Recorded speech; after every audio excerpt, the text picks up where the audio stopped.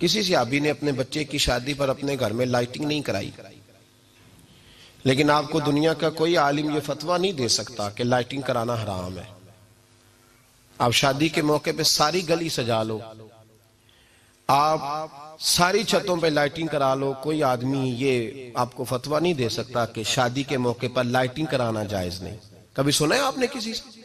बोलिए, ये जायज है। जायज पैसे हैं तो ठीक, बल्कि मैं इससे आगे बढ़ता हूं, इससे थोड़ा और आगे जाता हूं। हजरत आयशा सिद्दीका रदी अल्लाह ताला अन्हा फरमाती हैं, मेरा जो कमरा था ना जिसमें मैं हुजूर के साथ रहती थी और एक लंबा जिंदगी का अरसा गुजारा, उसमें 3 आदमी सो सकते थे, चौथे के लिए जगह ही नहीं थी और कच्चा था। खजूर के तने खड़े करके उस पर खजूर के पत्तों की छत डाली गई थी। मैं जब हाथ उठाती थी तो मेरा हाथ अपनी छत को छू जाता था। ये है सुन्नत नबी पाक की, ये हुजूर का तरीका है। बताइए, पक्के घर में, लेंटर वाले घर में रहना जायज के ना जायज? क्यों जी?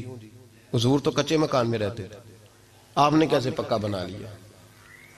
अल्लाह की महबूब अली दीन को उसकी असल बात में समझें। आप ऐसा ना करें जिसमें इंतशार और उम्मत तकसीम हो, उसका असल मिजाज देखें। मेहंदी के मौके पे अगर कोई आदमी 6 देगे दाल चावल की पकाता है तो मना नहीं, जायज पैसों से पकाए। उन्हें लाइटिंग लगवाई, कोई मना नहीं। सारे मोहल्ले को खाना खिलाया, कोई मना नहीं। बल्कि नबी पाक ने फरमाया, बेहतरीन मुसलमान ही वो है जो सलाम पहले ले और रोटी ज्यादा खिलाए, तो बेहतरीन मुसलमान है।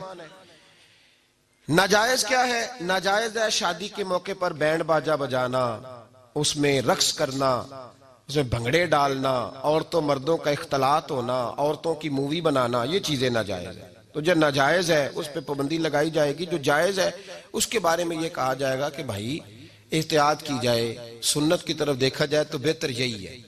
लेकिन अगर कोई किसी आदमी के पास जायज पैसे हो, वो 100 कनाल के घर में रहे, अगरचे सुन्नत ये नहीं, पर ये तो कोई फतवा नहीं ना दे सकता कि हराम है तेरा 100 कनाल के घर में रहना। क्या है फतवा कहीं आपने सुना? तो हमारे यहाँ तकलीफ का मामला ये है। देखे मेरे भाई, किसी भी सहाबी ने, बड़े दर्द के साथ बात कर रहा हूं और ये मेरा दर्द है, मैं दर्द से अपने दिल को, अपने ईमान को हाजिर नाजर कह के बात कर रहा हूं।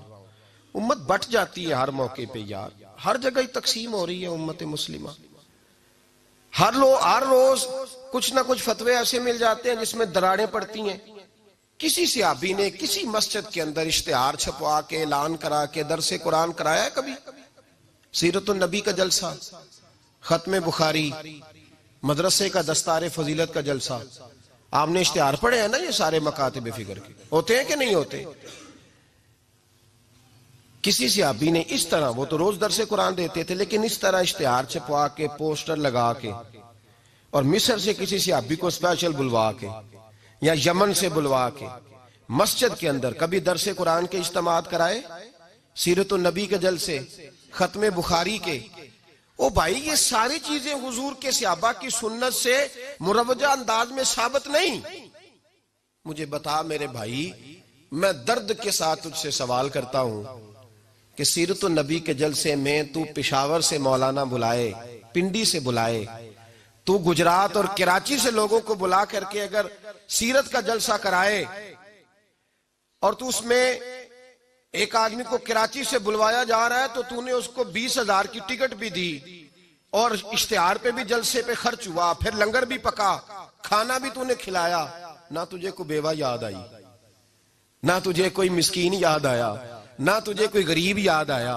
हालांकि कहना चाहिए था ना, ये जो लाख रुपया लग रहा है किसी बेवा की खिदमत कर देनी चाहिए, यतीम को दे देना चाहिए। दर्द के साथ बात कर। सवाल मेरा ये है कि वही काम जो सीरत के जलसे में होते हैं, पहले तिलावत होती है, फिर नात होती है, फिर किसी आलिम का बयान होता है, वही काम सिर्फ नाम बदल के किया जाए, ईद मिलादुन नबी नाम रखा जाए सल्लल्लाहु अलैहि वसल्लम। ये मैं आपके ज़हनों पे दस्तक दे रहा हूं, तकरीर नहीं कर रहा, सिर्फ दस्तक दे रहा। ओ भाई देखो, एक आदमी वही काम नाम बदल के करे तो जायज है, और अगर उसमें नबी पाक के मिलाद का नाम रख लिया जाए या नात का नाम रख लिया जाए तो फिर मुझे इजाजत दे, मैं तुझसे सवाल करूं कि सिर्फ तुझे हुजूर की तारीफ पूरी लगती है? फिर मुझे इजाजत दे कि मैं तुझसे पूछूं कि सिर्फ तुझे नात अच्छी नहीं लगती? फिर मुझे इजाजत दे कि मैं तुझसे पूछूं कि तुझे सिर्फ रसूलुल्लाह के कसीदे अच्छे नहीं लगते? दे मुझे इजाजत कि मैं तुझसे सवाल करूं कि जहां जिक्र रसूल की बात आए वहां तू परेशान क्यों होता है? तुझे पता ही नहीं ये तो वो जिक्र है कि रब फरमाता है तुम बयान करो ना करो व रफा ना ला का जिक्रक, महबूब मैंने खुद तेरे चर्चे सारी दुनिया में बुलंद फरमा दिए।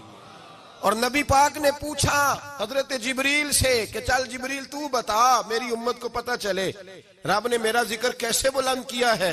तो जनाब जिब्रील कहने लगे महबूबा रब फरमाता है मेरे नबी से कह दे जहां जहां तेरे रब का जिक्र होगा वहां वहां तेरा भी जिक्र होता रहेगा।